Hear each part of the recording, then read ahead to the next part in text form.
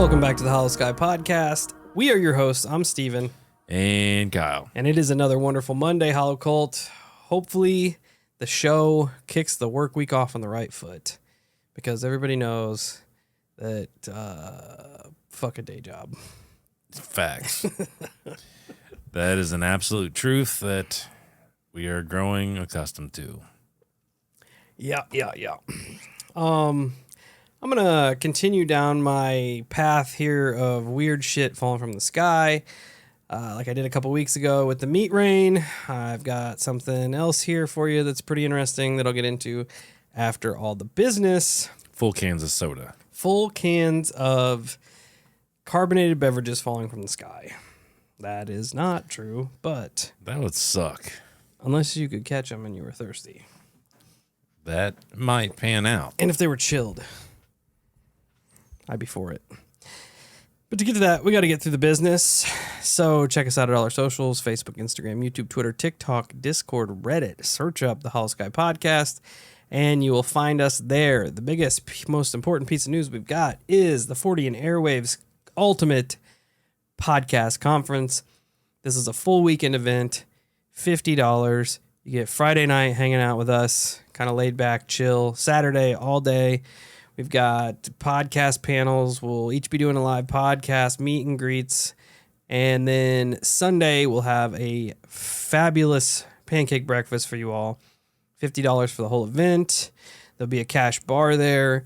There is room and board on site. So if you click the QR code in all of our social posts, you can find out where to get your tickets and where to book your rooms for the weekend. We got special room rates available as well. This is October 6th, 7th, and 8th. Located at the Inn at Ohio Northern University in Ada, Ohio. Again, that is us, Kill the Mockingbird, Uncomfortable, Cryptids of the Corn, the Bump Podcast, and our friends in Appalachia Intelligence. It's going to be a good time. Buy your tickets now before they run out so you can come and hang out with us. It's going to be dope.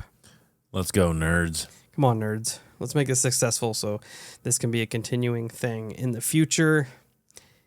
If you have a paranormal experience you would like to share with us for us to feature on a future show, Kyle has some information that you're going to want.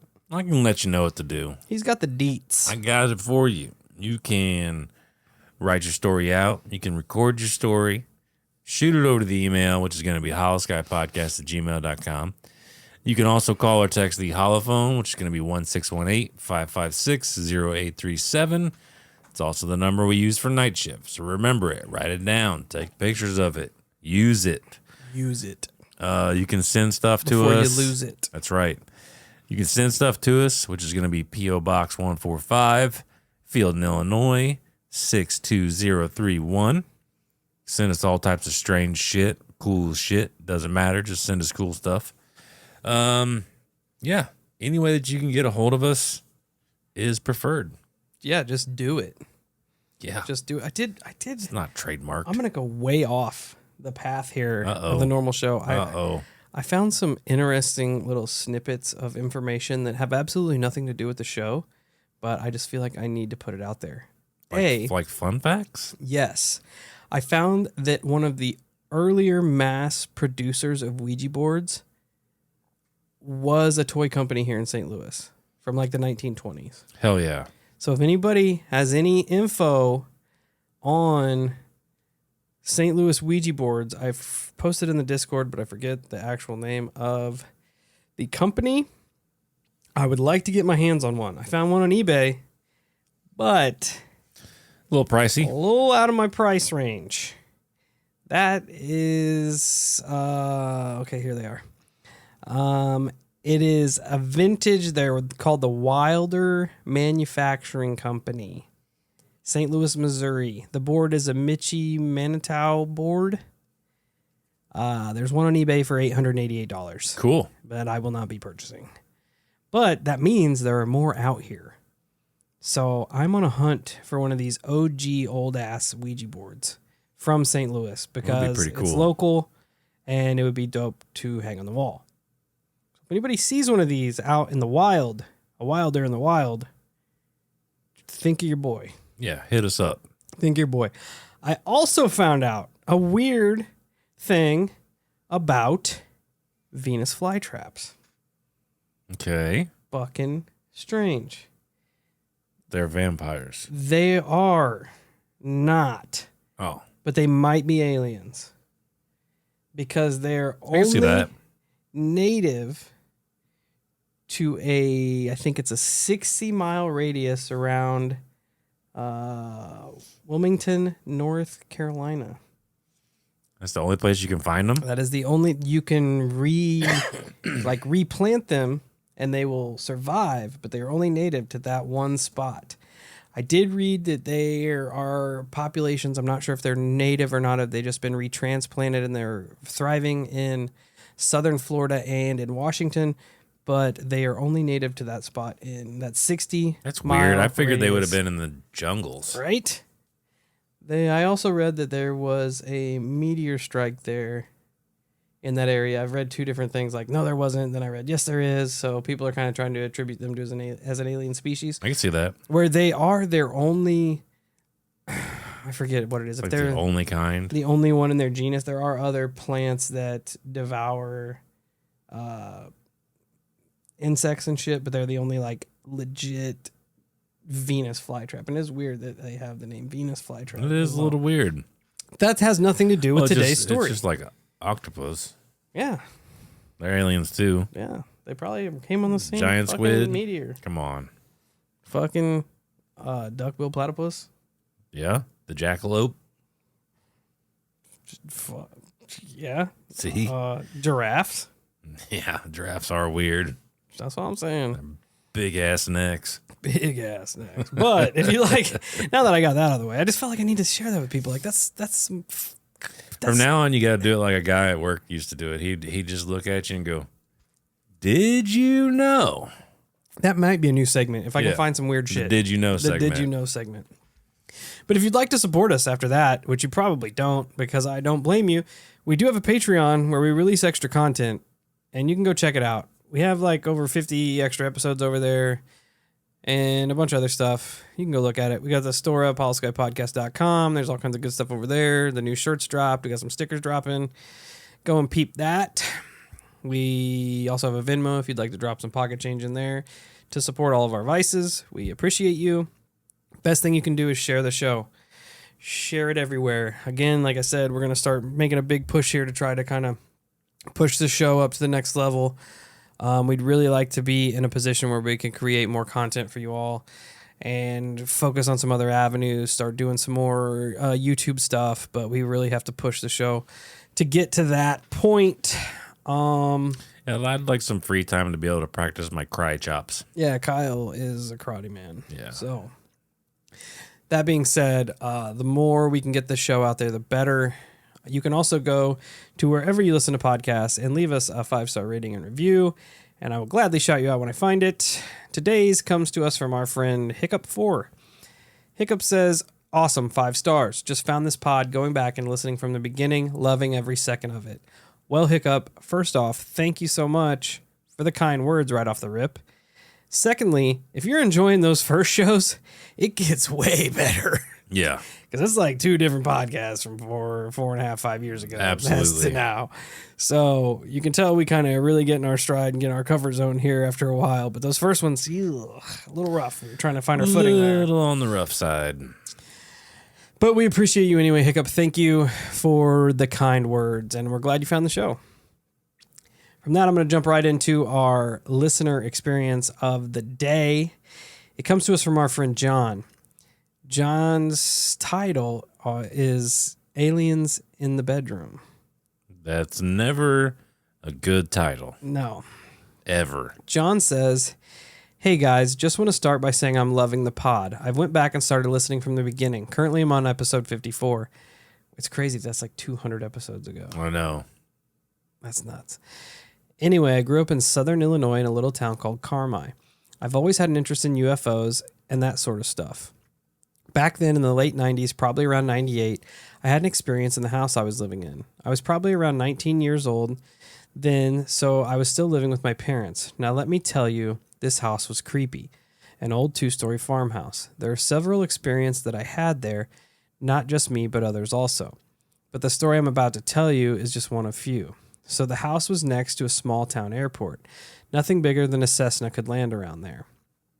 Well, this said airport had a light, kind of like a lighthouse. The light would rotate and let the planes know where it was at. Anyway, I had the far upstairs bedroom, furthest away from the light, and it would brighten up my room if I left the door to my room open. I rarely left the door open because the light annoyed me, and my little brother was in the room connecting to mine. So at night, I always had the door closed. There would be a little bit of light under the door, but nothing to light up my room. So one night, I was asleep, and all of a sudden I woke up, which is not unusual for me, but this time when I woke up, I was not alone. When I opened my eyes, there were 4 to 5 beings standing around my bed, encircling me. I froze. I did not know what to do. I just looked at them for a bit, and they were staring at me. The thing is, they all had the same face. Hell, come to think of it, maybe it wasn't bad that I woke up, or maybe it wasn't a bed that I woke up in, but it seemed like it was. That's fucking terrible. It's disgusting. They didn't make any sound, talk, or anything. They just looked at me like they were studying me. Once I finally came to my senses, all I could do was take the covers and pull them over my head. Next thing I know, it was the morning. The next day I got up and started talking to my little brother and asked if he'd seen anything that night. He said that at one point in the night, he was woken up by a bright light coming out from underneath my door. He said it lit up his room. I have no clue what happened that night. Could it have been aliens, or was it just a product from all the creepy things, which I will email more stories later, that the house had to offer? Well, I hope you enjoyed the story. Please, if you have any questions, just reach out to me, and I'll be happy to answer anything. Thanks for all the awesome entertainment you provide with your pod. Thanks, John. Bro. First off, thanks for submitting your encounter. We definitely appreciate it that you use our pod as the platform to get your story out. Secondly, you took the words right out of my mouth when you said that they were all encircling your bed, when you said maybe I'm not in my bed at all. That makes your heart stop a little bit. Absolutely. Because that is absolutely awful. He did use the same tactic that I used with my encounter. Dude, I love it. Pulling the cover up over your head. And you're like, fuck this. I'm out of here. Yep. It's so weird how like your little kid brain will assess that situation like that too. And when you're that small, covers and pillows are like impenetrable. Yeah. I always you ain't fucking with me. I'm under the covers, son. Dude, I always had like this used to be the pod room here used to be my bedroom when I was little. And I had bunk beds. I didn't share them with anyone. I just had double bunk beds. And I'd always I was so innately terrified of aliens. I still blame it on Fire in the Sky, but maybe something deeper was going on. I'm not sure. But I would take a bunch of pillows and blankets and I would just fort in the bottom bed of the bunk bed. And in my brain, that was enough. Like, so you stayed on the bottom bunk? Fuck yes, I did. Right on, right on.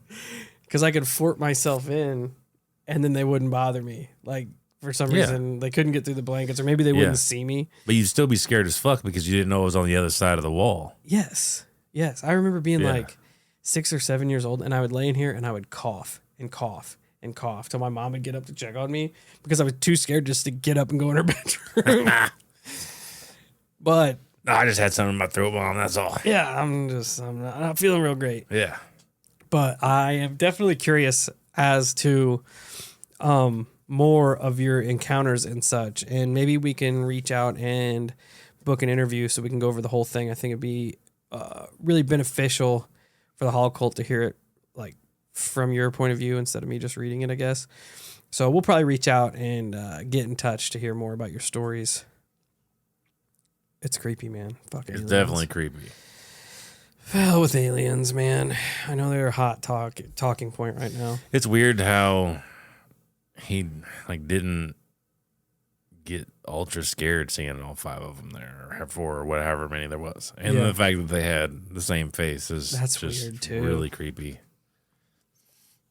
Yeah. It reminds you of your typical like gray encounter. Yeah. And it's then gross. Once he attributed it to maybe being inside a craft, possibly on a examining table is what I took it as. Yeah. Is disgusting. Yeah. Yes. Disgusting. But hey, aliens are a hot topic, and like I told you, we were talking about how people just don't seem to give a shit about aliens. I'm kind of right here with it. This was my should I care about what's going on meter, and things happening. Should I care about them? And I asked myself, do I have to go to work Monday? If yes, not that big of a deal. If no, then I have to ask myself, do I still have to pay my bills? If yes, also not that big of a deal. But if no, then we're on to something. And we got something going on. Because if the aliens just land at the White House, I still have to go make Coke. Yeah. Monday morning, Yeah. So I feel like that's a good chart to gauge how important something is in our day-to-day blue-collar lives. But again, thank you for submitting your story, and we will reach out to you and hopefully either hear more or set something up in the future. I'm still without internet, but I should have that problem solved coming up shortly, and we can get some shit rolling. That being said, we are moving into my story for the day. And I've been on a roll with the weird shit falling from the sky. Weird rain theme I got going on here. I am not going to differentiate from it this week because I'm going to talk to you about the Oakville Blobs, which that in itself seems like it goes right in line. An Oakville Blob sounds like something that you would get from a Kentucky meat shower. Yeah. Yeah. Yeah. I mean, yeah, definitely the same context there. I know I talked about this on a recent Night Shift episode, but for people that don't listen to the Night Shift, I'm going to go ahead and revert back to the meat rain. Mr. Goad did email me back, so I'm going to share that with you all so you're kind of in the loop here. He was the one who had the meat jelly beans made. So Mr. Goad says, "Hello, Steven. I apologize for being slow to respond. I've been out of town and only back in Lexington for a few days before leaving the country. First, I'm super excited to hear your podcast about the meat rain. As you probably learned in the Mental Floss article, I've been deep into the meat rain for years, and I'm always glad when other people find it interesting. About the jelly beans. When I had those created before, I worked with the Taste Lab in Cincinnati, and they have since closed. Unfortunately, that means there is not a quick/easy way to create them again. I'm currently working to see if I can find another place to go through the same process to make more, because I would love to have more for myself as well, but that will take a handful of months to be done. Sadly, that means I cannot send you any at this time. Hopefully sometime in the future I'll have more and would be happy to make them available for folks to try. That's the entire reason for having them made, so that people can try them and make their own decisions about what kind of meat it tastes like. I'm sorry I can't be more helpful at this time. Please let me know when your podcast is available. I would very much like to hear it, and if you have any questions at all, I'm happy to answer anything that I can. I've read a lot of articles over the meat rain over the years. Kurt Goad." So I just wanted to keep you all updated. No meat jelly beans at this time, but I have contacted the meat man, and he may be in the process of getting more made for any of the Hollow Cult that would like to try them. Which is dope that he took the time to even email us back. Absolutely. Absolutely. So kudos to him for being I'd try an one. OG. I would too. Like, what are the chances? I mean, yeah, and what's the worst? It's going to taste like dirt or bleach or something. I mean, it's they not said that bad. strawberry pork chops, remember? Yeah, that wouldn't be that bad. It kind of makes you think about Salisbury steak. Well, yeah. Salisbury steak's kind of weird. I mean, it is. I used to love it a lot when I was little, but We solved it. it's just Salisbury steak falling from the sky. I fucking hope so. It'd make a lot of people happy. So, yeah, Sarah would be stoked. She'd be just out there fucking mouth agape, just taking it in. Anyway. I just picture a Salisbury steak smacking her in the face. It really is a meat rain. Today's incident is not that old. It probably occurred within most of our lifetime. It takes place in 1994 in the town of Oakville, Washington. Oakville clearly is no stranger to rain, being out in the Pacific Northwest. It rains there almost half the year. The average is about 52 inches, which is higher than the national average of 38 inches. But on the early morning of August 7th, a strange new rain fell. Like how I did that there? Yeah, it was very suspenseful. Oh, yeah, that's what I was going for. You nailed it. Town police officer David Lacey was interviewed on one of the best television shows ever created, Unsolved Mysteries, about the subject of the blobs. Lacey stated that he was driving his patrol car at about 3 a.m. when the mysterious rain began to fall on his windshield. Lacey states, "We turned our windshield wipers on, and it had just started smearing to the point that we could not see." He said he pulled over to a gas station to scrape the goop off. After putting on a pair of latex gloves from his cruiser, he inspected the weird goo. The substance was very mushy, he said. It's almost like if you had Jell-O in your hand, and you could pretty much squish it through your fingers. We did have some bells go off in our head, basically that said, "This isn't right. This isn't normal." Well, of course. You have Jell-O falling from the sky. Yeah. I mean, story's coming from a cop. A little more Hold some credibility credence, there. yeah. B, at least he was fucking smart enough That's what I to said. pull over to a gas station, which usually has the awnings. And then furthermore, he put on latex gloves when handling. Because I would be interested in how I would be in that same situation. Yeah, when he said I feel like I would just end up touching it like a dummy. Same. When he said he put his gloves on, I said, "What a dude, man!" Because he's playing chess. He ain't playing checkers over here, man.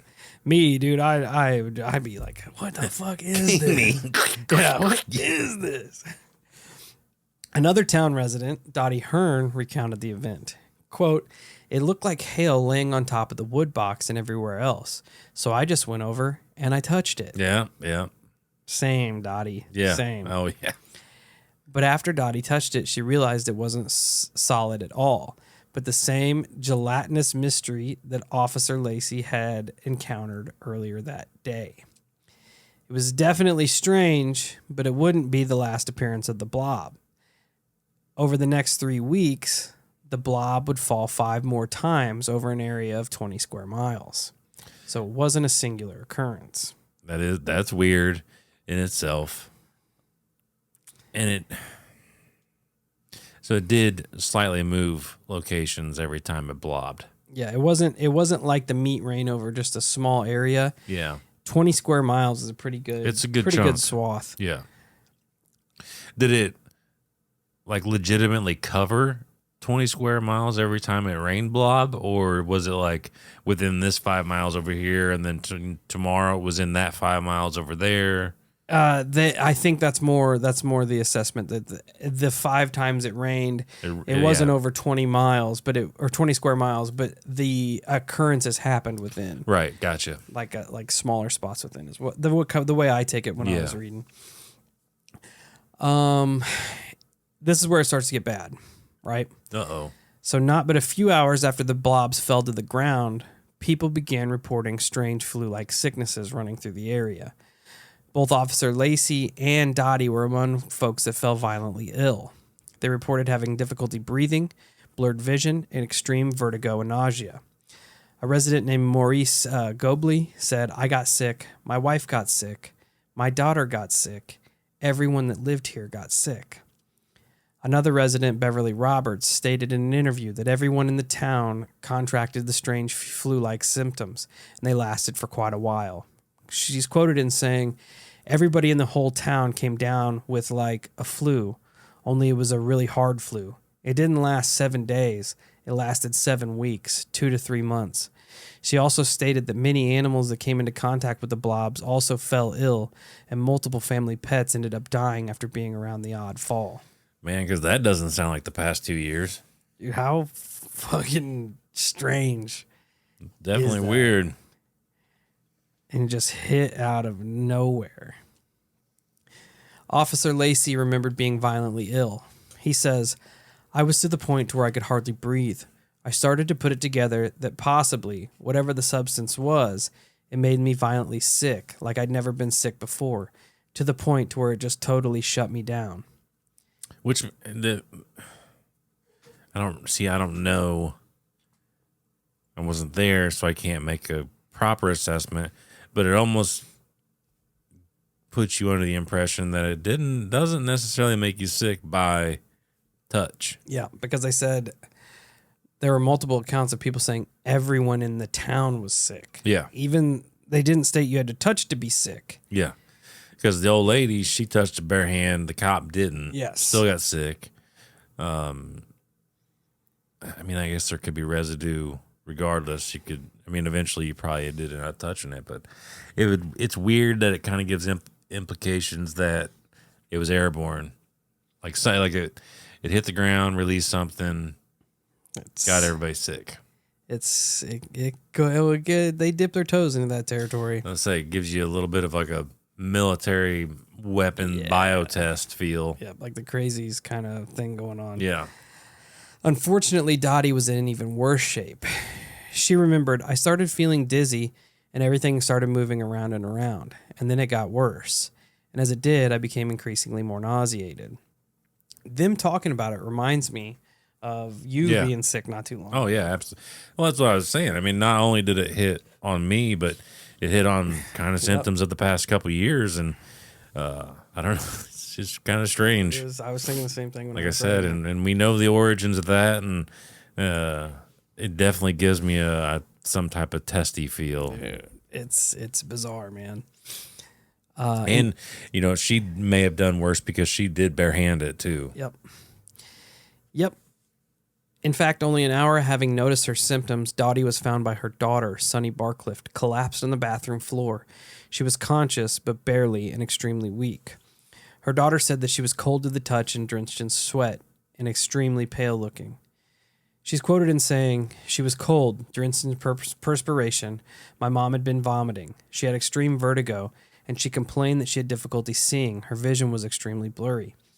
Sunny thought her mom was on the verge of death, so they rushed Dottie to the hospital, where she was kept for 3 days. But the only ailment they could find was a severe inner ear infection. That's weird. How fucked up is that? My ear was fucked up. That's what I was thinking. Yeah, my ear was fucked up when I was having all those problems. So weird. It is super weird, man.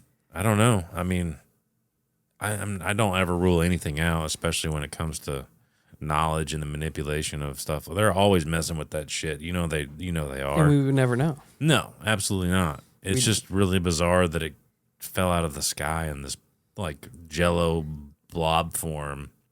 You just. But I mean, furthermore, like you could almost think of it like a damn Orby. You know, them little water things. Like, it would be a way you could drop it over a territory and it busts itself open, essentially, releasing something. Also, another angle to look at that's terrifying. Curiosity. Oh yeah. You know what I'm saying? Because you and me would be just like Dottie or whatever. Well, we would definitely go over. Yeah, at the very least, we're poking it. We're going, what the fuck is this? Oh yeah. You're poking it, and then you know people. You're gonna start a little blob ball fight. Dude, we were talking trash on the old boys that took a bite of the meat rain, but here we are. We definitely are. We are in on this one. Yeah, I'm not. I'm sorry. I'm not dumb enough to eat meat from the sky. But however, I will get in a blob war. Yes, I am dumb enough to partake in that activity. I will openly admit that. It is strange that like the illness only hit this specific town. Yeah, I mean it's 100% correlated. And I know that the old gal said that the flu was for multiple months, but the rain also fell fell in different spurts in 3 weeks. So it could have hit. People got sick, then it hit a little further, hit them again. Yeah, I mean, hit them again. You figure too. You don't know what it is. It could be bacteria based. Yep. It could be chemical based. Where regardless, either one of them could leach into food supplies, water supplies, all the above. Hanging around for weeks on end. I didn't even think about it getting into the water or the food. Yeah, and it absolutely would. You know that it would. And it almost makes you wonder if Dottie would have went unseen by the hospital, would she have died? Yeah, you know, it's possible. If it's killing the pets and shit, would she have died as well? So they take Dottie Dottie to the hospital, keep her for 3 days, say she's got an ear infection. Sonny, being like the hero of the story here, immediately thought of the strange rain and went home and collected some samples of the blob to bring them into the lab that worked at the hospital, thinking that It's a great idea. could have had something to do with her mother's illness. A lab tech at the hospital examined the samples Sonny had brought in, and he was surprised to say the least. He discovered that the blobs contained human white blood cells. Okay. Which we all know what white blood cells do. Fucking weird. Yeah. White blood cells, correct me if I'm wrong, but they fight illness. Yeah. So it definitely makes me lean towards some type of biological weapon. Fucking weird. So the lab, I mean, he was just a small town hospital lab tech. So he's not only like flabbergasted, but he's also frustrated because he could identify that this thing had white blood cells in it, but he didn't know what the substance was, could not figure it out, or how the F it had fallen from the sky. And I assume that's the other thing. I wish we had more information because it would make me want to ask the question, were you even able to test for anything else? Or were you only able to find the white blood cells in there? Or were there other dynamics? There had to have been, right? There would have had to have been other dynamics to this formula. Yep. Considering that he only had the equipment available, he immediately sent samples to the Washington State Department of Health and the Hazardous Material Unit at the Department of Ecology in Washington State, in hopes of identifying whatever this mystery human goop was. A microbiologist, Mike McDowell, found that the blobs were primarily filled with 2 different species of bacteria, one of which is found in the human digestive system. It's gross. Gross. But that bacteria is some of the best bacteria in your body. And they also correlate your mental being to some, like how Your well gut health. the gut health is, Yeah. which is fucking weird. Yeah. This leads to the first theory as to what the possible blob could be, and one that was kind of leading for a while. That being that the blobs were human waste dumped from a passenger jet. Bullshit. Okay, that's a weather balloon there. Yeah. That's what that is. They immediately shut this down because, according to the FAA, the Federal And Aviation we've all Administration, seen Joe Dirt. Sorry to cut you off, but we know what happens. Yeah. We've seen Joe Dirt. they require human waste to be dyed blue, while the wow, let me try this again. Which is straight up Joe Dirt. Yes. However, the Federal Aviation Administration regulations require human waste to be dyed blue, while the blobs were perfectly clear and translucent. More so, the regulations also do not allow any pilots to dump, quote, blue ice while the planes are off the ground. A year after Dottie had her fallout from the goop, she had sent another sample that she had frozen to AM Test Laboratories for another look. She's like, I need to know more about this. So she had saved samples. They were on it, man. Yeah, yeah. I guess that's How a weird is testament. that? How weird is that? What didn't you say? Months later? Is that what you just said when she sent? Almost a year later. Yeah. So, well, no, she did freeze it. Never mind. I was gonna say because that's a testament of how long it stuck around. Yeah. I wonder how long it took it to dissipate in the natural environment. I read that it wasn't very long because Really? it was almost like a water soluble substance. Gotcha. But the fact that she froze it almost is a testament to how bad it had fucked her up. Yeah. You know what I mean? Like she knew what it was from. okay, so they sent it off to AM Test Laboratories. Tim Davis, another microbiologist, believed that he saw eukaryotic cells, which is a complex nucleus-containing cell. These cells are present in most living creatures, meaning that whatever these blobs were, they were alive. So, I'm saying, and I don't know if you get to it or not, I feel like, because I think the same thing happened within the past 2 years. I feel like the white blood cell, like almost like they were able to manipulate it to where I don't know how any of that shit works, but it feels like in these little samples you would come up with a way to almost make the white blood cells, I'll use the word radioactive.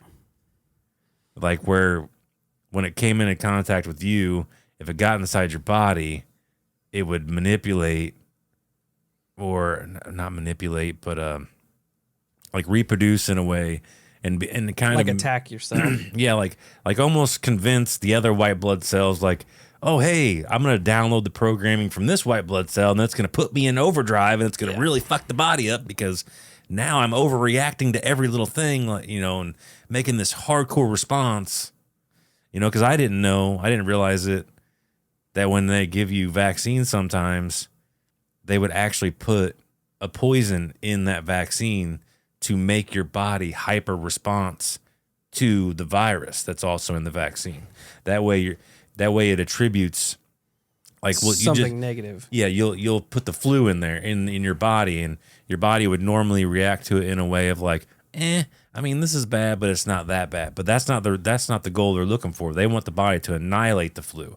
So they would put mercury inside the vaccine to make the body go into like a hyper response. So if this ever were to occur again, the body will just nuke it and not even give it an opportunity. So yeah, it's and man, it makes me, the fact that it's like this guy up here, this Tim Davis, said that it had to come from a living creature is also fucked up. Yeah. So, and they said the blobs were pretty small, like the size of raindrops. So they weren't like, it wasn't like meat shower big. Bro, I'm saying it's a bioweapon or a test from the government, because remember our bioweapon episode? We talked about places in San Francisco that they were running. Yeah, St. Louis, the whole Midwest. But you know, in the I think it was San Francisco Bay, whatever it was, is not far from there. No. And they did the same shit. They had ships outside in the bay, and they were fogging the whole fucking area. Yep. And letting people get sick. Yeah. Or the subways in what was it, New York, when they were busting them lights that were full of all that bacteria to see how far and fast it would spread. Yep, I do. You can't put it past them. You can't put it past them. No. So, full transparency here, like the blobs. I wrote that down. But I did find a source that cited the New York Times article from August 20th, 1994.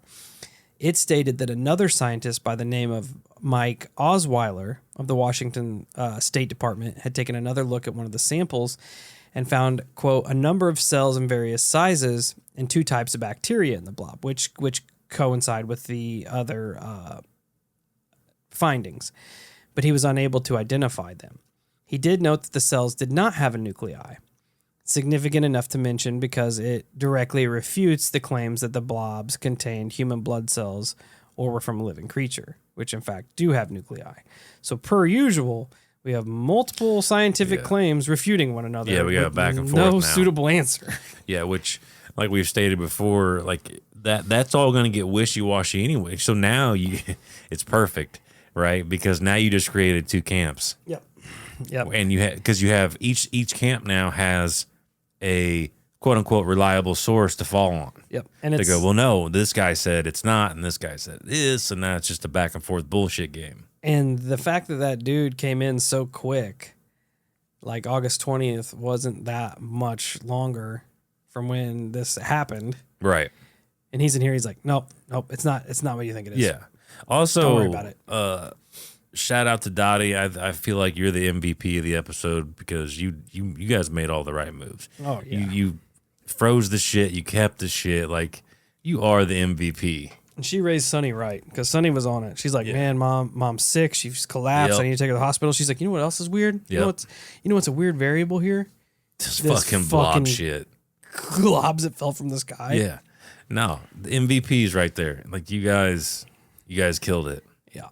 Because my dumbass probably wouldn't even have thought about scooping some of that up and freezing it. Especially in that with that going on. Oh, you know? Yeah, because that's one of them stressful moments, you know, like when your mom falls super ill all of a sudden. Like, I don't know, typically you're not that smooth. No, I wouldn't have been. I'm with you. I would have been so worried about like getting her to the hospital, getting her taken care of. So we're going to keep riding this train that the blobs were alive. That leads into our next theory. And it does involve the military here. The theory is that the military naval bombing runs in the ocean had obliterated a school of jellyfish and sent the jelly pieces high up into the Earth's atmosphere, only to rain down on Oakville some 50 miles inland. Changing my mind. That's the story. That's the one I'm going with. So the military did confirm that they were practicing bombing runs over the Pacific Ocean in 1994. And they blew up a giant school of jellyfish. They did not confirm that, but they deny any knowledge of the substance or any involvement in distributing it. My thing is, considering the distance that it traveled, 50 miles inland, the amount of time it fell, which was 5 times over 3 weeks, and the lack, they didn't say that the goop had any smell at all. You would think there'd be some oceanic or some rotting smell with a whole bunch of jellyfish pieces falling all over the place. Yeah. I feel like this is probably, and you have multiple agencies looking at the shit. You're going to say, like, if I take a piece of jellyfish into a scientist and I say, what is this? The motherfucker's going to say, hey, I'm going to put this under a microscope. It's a fucking jellyfish. Yeah, it's part of a jellyfish. Period. The end. Yeah, I 100% agree with that. So I feel like this was like, people just, they're like, oh, a jelly-like substance fell on this semi-coastal town. It's got to be jellyfish. Yeah, the military blew it up. And I mean, they blew up some of it went so high that it fell a couple weeks later than some of the other stuff. Yes. You know, it just, that's how effective our munitions is. On that note, we're going to stick with the military here. I still think it is the military. Many residents believe that Oakville could have been a possible site of a test of a new military biological weapon, or the test to see the damage that a bioweapon could do to U.S. coastal town. You think? Because multiple townspeople recalled significant, almost daily travel of slow-moving military aircraft in the skies above the town on or around the days that the blobs fell. That's what I'm saying. They did this. They Midwested it, man. They flew right over top of that shit, dropped all of it on the people, just like they did from in the Midwest. It is weird. That's where my money is 100% at. People also, I'm there with you with that, but I have to touch on this one a little bit. The star jelly theory. People also are attributing this to star jelly. I don't know what this is, but all I can think about is jellyfish flying in the sky, and they fought each other, and they ripped each other to shreds, and their remains fell to the planet. Yes. Yes.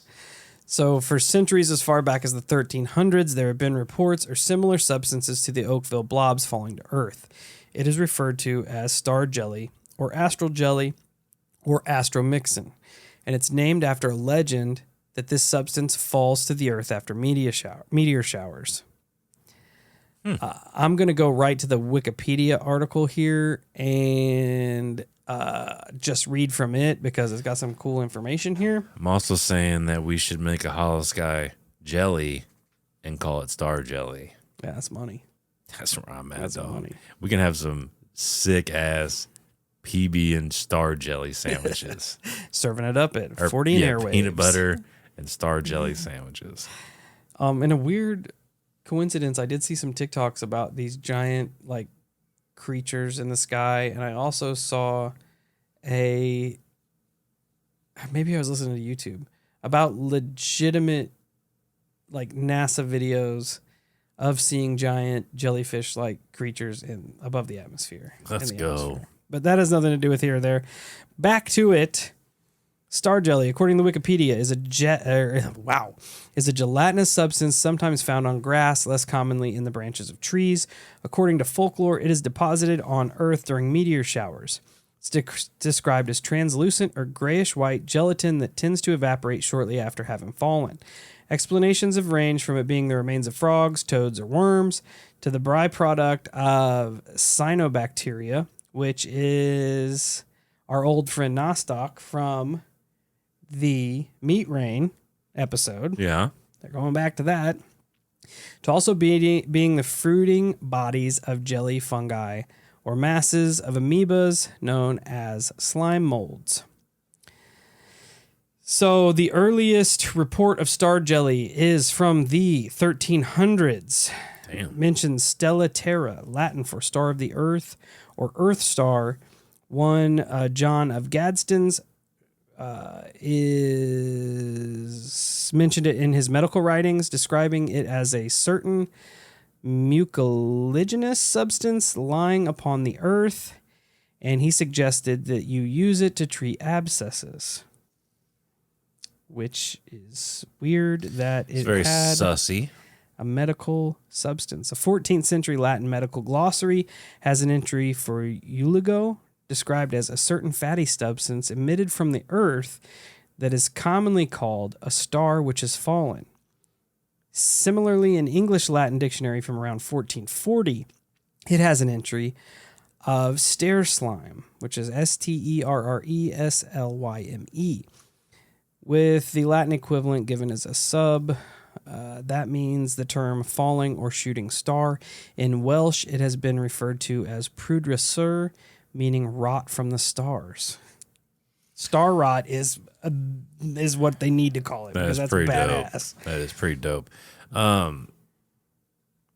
Were they all under the impression that this came from a meteor shower? I don't know. Or was as far it as the just old what they ones. all magically randomly called it? I'm assuming that the folklore, it's probably like anything else where a meteor shower happened and they found this shit right after it. And then as more and more instances occurred, they probably tried to attribute it Right. to other shooting I was going to stars and say, shit. because like I didn't catch you like specifically saying, yeah, there was a meteor shower and then this group of people called it this. No, I did And not. there's another one and this group of people called it this. I didn't find a specific instance where a meteor shower happened and then this shit fell. Yeah, because I was just thinking to myself, I'm like, I haven't heard him say meteor shower at all. And yet all these different people are attributing the same gelatinous bullshit To to meteors. stars. Yep. Like it's so bizarre. And it goes further. Because I would just like call it grass boogers or something. I wouldn't be calling it star jelly and shit. It was so, yeah, especially that one that said it was a fatty substance that emitted from the ground. Yeah. Had nothing to do with flying, Right. or falling. But apparently it was kind of a big deal because the Oxford English Dictionary lists a large number of other names for the substance, with references dating back to the circa 1440 English Latin Dictionary, as mentioned above. Names such as star fallen, star falling, star jelly, star slime, star shot, star slew, star slubber, star slutch, and my personal favorite, star spurt. That is so weird. That it was that So fucking weird. that you would almost have to think that it was common Yeah. for this stuff to be around. Yeah. The slime mold, which is often attributed to this, its Intertidium lycoperdon, is called caca de luna in Veracruz, Mexico, which translates to Star moon shit. feces. I knew it was something shit. Dude, we're out here having fucking moon poop wars. It's so bizarre. And that's not even, that's not even saying that this is whatever happened in Washington is the same shit. They might be two completely different things too. Yeah, it's just a theory that people attribute it to Because when they see gelatinous blobs. I'm with you, man. Like the way what you're reading is being depicted, it makes it sound like it was a pretty common occurrence. Yep. And then for whatever reason, apparently this shit doesn't happen anymore. Until 1994. Yeah. Well, here, Wikipedia provides some examples that I'll read for you all to wrap up the episode here. On November 11th, 1846, a luminous object estimated 4 feet in diameter fell at Lowell, New York, leaving behind a heap of foul-smelling luminous jelly that disappeared quickly, according to the Scientific American. Next case. In 1950, 4 Philadelphia policemen reported the discovery of a domed disc of quivering jelly, 6 feet in diameter and 1 foot thick, at the center and an inch or two near the edge. When they tried to pick it up, it dissolved into an odorless, sticky scum. The site was located within a half a mile of the Philadelphia Gas Works, leading to the possibility that it was some type of industrial discharge. This incident inspired the movie The Blob. UFO blue ice. UFO made of blue ice. No, I'm just saying. Blue ice is what they call it when the yes. planes drop the shit. Alien. Moon Caca de Luna. Yeah. On August 11th, 1979, Sybil Christian of Frisco, Texas, reported the discovery of several purple blobs of goo on her front yard, following the Perseid meteor shower. A follow-up investigation by reporters and an assistant director in the Fort Worth Museum of Science and History discovered a battery processing plant outside of town where caustic soda was used to clean impurities from the lead in the batteries, resulting in a purplish compound as a byproduct. The report was greeted with skepticism, however, as the compounds of the processing plants were solid, whereas the blobs on Christian's lawn were gelatinous. Others, however, pointed out that Christian had tried to clean them off her lawn with a garden hose before turning them over. In December 1983, grayish-white oily gelatin fell on North Reading, Massachusetts. Thomas Grinley reported finding it on his lawn, the streets, the sidewalks, and dripping from gas station pumps. 1999, several dates. Gelatinous rain fell on Oakville, Washington. On the evening of November 3rd, 1996, a meteor was reported flashing across the sky of Kempton, Tasmania, just outside of Hobart. The next morning, white translucent slime was reported discovered on the lawns and sidewalks of the town. In 1997, a similar substance fell in Everett, Washington. Star jelly was found on various Scottish hills in the autumn of 2009. Blue balls of jelly rained down on a man's garden in Dorset in January 2012. Upon further analysis, these proved to be sodium polycrylate granules, a kind of superabsorbent polymer with a variety of common, including agricultural uses. They were most likely already present in the ground in their dehydrated state, and they had gone unnoticed until they soaked up water from a hail shower and consequently grew in size, which makes your Orbeez point all the more. Right. So it's almost the same shit. Several deposits were discovered at Hamwall Nature Reserve in England in February 2013. It has been suggested that these were unfertilized frog spawn, regurgitated frog innards, or a form of cyanobacteria, which is Noctos. So again, they're going back to bird vomit, which seems to be a common thing. Yeah, apparently. In the BBC program Nature's Weirdest Events, Series 4, Episode 3, that aired on 14th of January 2015, Chris Packman showed a specimen of star jelly and had it sent to the Natural History Museum in London for DNA analysis. Dr. David Bass, who confirmed it was from a frog. He also found some traces of magpie DNA on the jelly, which may point to how the frog died. So those were just some of the Wikipedia article that had different histories of these specific falls. Granted, like Kyle had mentioned, that does not mean it is tied to what is going on here in Oakville. And half of those, they're not even the same description. Yes. You know, some of those descriptions made me think that somebody, like a giant, blew a damn snot rocket on my front lawn. Yeah. And then you have different colors adding in, just sizes, all types of stuff. It is interesting, and unfortunately, we will probably never know what it was. The same as with the meat shower, because I will end with this paragraph from Discovery.com, which was one of the sources that I used. I use BBC.com, Discovery.com, Unsolved.com, Unsolved Mysteries fandom, the Unsolved Mysteries episode, a whole bunch of shit I was looking through. This is the exact paragraph that ended the article. All the original uncollected blobs have long disappeared, and there are no known remaining samples of the Oakville Blobs, including at the Washington Department of Health. In fact, they apparently have no records of ever receiving any. So where does this leave our investigations? It seems that unless they make another appearance explaining the blobs of Oakville and any connection they may have had to the sickness that spread in their aftermath may forever be out of reach.